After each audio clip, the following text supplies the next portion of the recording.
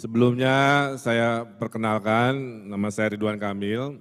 Hari ini saya mendapat tugas penting dari Bapak Presiden sebagai kurator perencanaan dan pembangunan IKN, Pak. Intinya jadi mandor lah, Pak ya. Memastikan yang tadi dibicarakan panjang lebar itu di lapangan dan di delivery-nya persis seperti visi misinya, kira-kira begitu. Nah itu tugas saya. Jadi tiap minggu saya rapat, tadi juga 4 proyek Pak Bambang ya, yang masuk ke IKN harus green, harus smart, harus sustainable, itu menjadi tugas kami.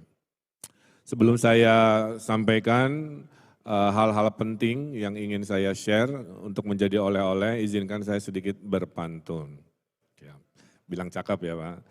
Dari Cikini ke Jakarta Utara, kita di sini untuk mendukung ibu kota Nusantara. Biar nggak bosan.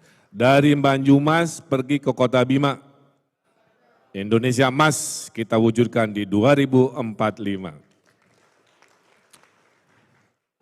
Kita mulai dengan gambar ini Pak, tolong ditampilkan di layar. Jakarta Bapak Ibu tidak pernah disiapkan untuk jadi ibu kota. Itu kalimat penting pertama, saya ulangi. Jakarta dari dulu tidak pernah disiapkan jadi ibu kota Republik Indonesia. Jakarta adalah ibu kota yang tidak sengaja, kepaksa. Ya.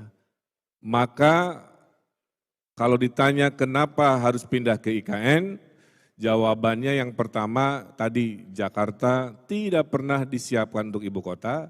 Yang kedua, IKN itu bukan idenya Pak Jokowi. Pak Jokowi hanya mengimplementasikan kewajiban sejarah, Pak. Jadi dulu Batavia itu, Pak, tidak layak jadi ibu kota pemerintah kolonial Belanda. Banyak penyakit, ada wabah seperti COVID, namanya malaria Sundanika.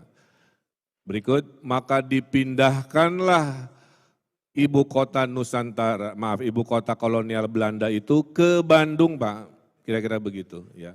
Jadi Bandung itu sebenarnya IKN kalau sejarah tidak bergeser Pak. Ya.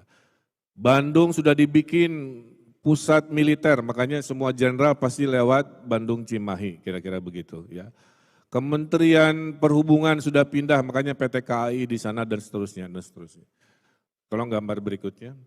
Tapi gagal karena tahun 29 ada depresi besar ekonomi dunia, dan tahun 42 Jepang datang, maka bubarlah IKN versi pemerintah kolonial Belanda.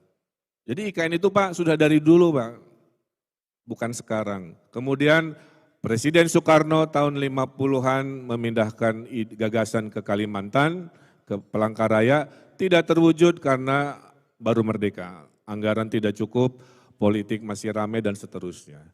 Zaman Pak Harto ke Jonggol.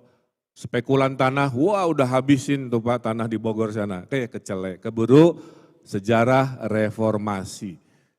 Nah di era Pak Jokowi lah kebutuhan sejarah itu diputuskan. Jadi kita harus mendukung keputusan besar bangsa ini. Ya, ini bukan urusan politik-politik praktis lagi, tapi sebuah mimpi besar bangsa yang besar. Kenapa Pak?